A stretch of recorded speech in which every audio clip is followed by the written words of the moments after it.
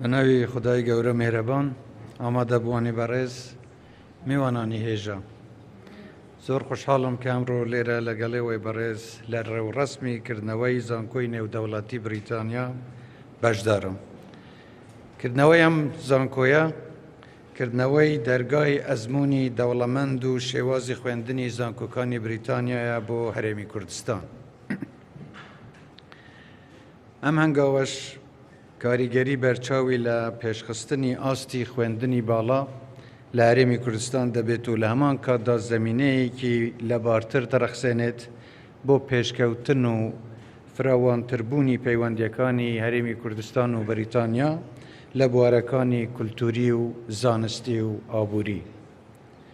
وڵاتەکەمان لە ڕووی سەرچاوەی مرۆڤی دەوڵەمەندە و کۆمەڵگەیەکی گەنجمان هەیە. بۆیە دەبێت وەبەرهێنان لەسەر گەنجەکانمان و لەسەر گەنجەکانمان بکەین و پێیان بگەینین تاکو کارەمەتر لە بنیادنانی داهاتوویەکی گەشتر بۆ وڵاتەکەمان بەشدار بن. یەکێک لە ڕێگاکانی وەبەرهێنان لەسەر گەنجان و توانەکانیشیان پێگەیاندنیانە لە ڕووی زانستی و ئەکادمیەوە. بۆیە بەکردنەوەی هەر زانکۆیەکی ئاستبەرز هیوا و ئومێدمان بۆ ئایندەیەکی گەشتر زیاتر دەبێت. لەو بڕوایەدام ئەم زانکۆیەش کاریگەری و جێدەستی لە بواری پێگەیاندنی پسپۆران و شارەزایانی کارامە دیار دەبێت و دەرچوانی ئەم زانکۆیە ڕۆڵ و پێگەی خۆیان لە پرۆسەی ئاوەدانی و پێشخستنی وڵاتدا دەبێننەوە. لێرەدا دەرفەتە کە باس لە گرنگی توێژینەوە و ڕیسێرچە زانستیەکان بکەم. توێژینەوە و لێکۆڵینەوە زانستیەکان کاریگەری زۆریان دەبێت بۆ بەرچاو ڕوونیمان لە دانانی پلان و بەرنامەکانمان بۆ داهاتوو. لەو کاتێک کە بەرپرسیارەتی سەرۆکاتی ئەم کابینەیەم وەرگرتووە، هەستم بە کەم و کۆڕی کردووە کە لە زۆر بواردا لێکۆڵینەوە و زانیاری و داتای ورد لە بەردەست نییە. بۆیە دەبێت زانکۆکانمان لەم ڕاوە هاوکارمان بن. پێویستە زانکۆکانمان بناغەی هاوکاری هاوبەش لەگەڵ زانکۆ و ناوەندە زانستیە پێشکەوتوەکانی دەرەوەدا بنێن تاکو لە بوارە جیاجیەکانی پێویست وەکو کشتتوکاڵ، پیشەسازی، ئابووری، ئاو و ژینگە و کەش و هەوا لێکۆڵینەوەی هاوبەش بکەن. زانکۆکانی بریتانیاش لەم ڕۆوە ئەزموونێکی زۆر باشیان هەیە و ئەم زانکۆیەش دەتوانێت پردێکی باشتر بێت بۆ پێشخستنی ئەم بوارە.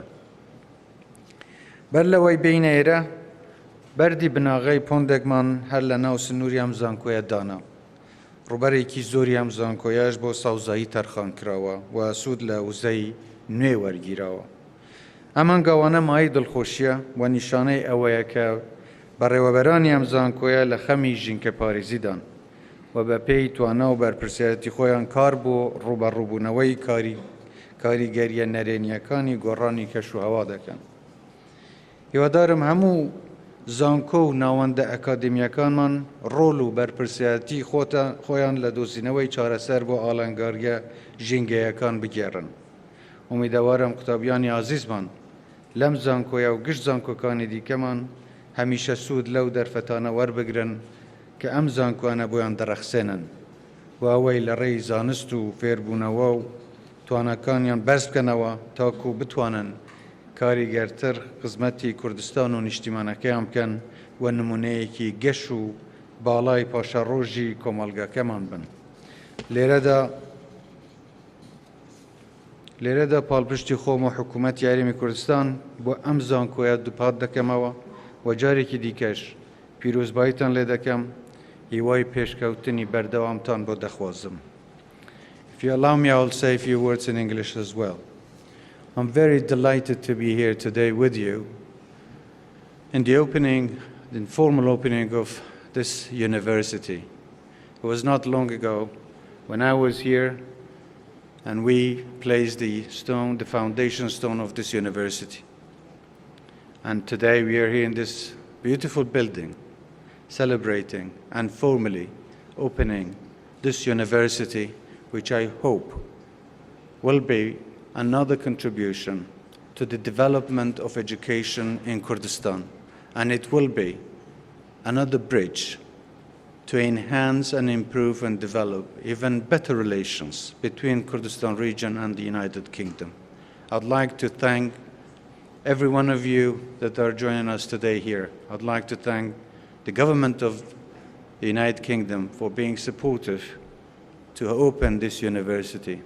I'd like to also thank the president of this university, Tony de Gazon, to be here with us today. So once again, I'm very pleased to be joining you and sharing this beautiful moment, and I hope that our students will benefit from what this university can offer to our people.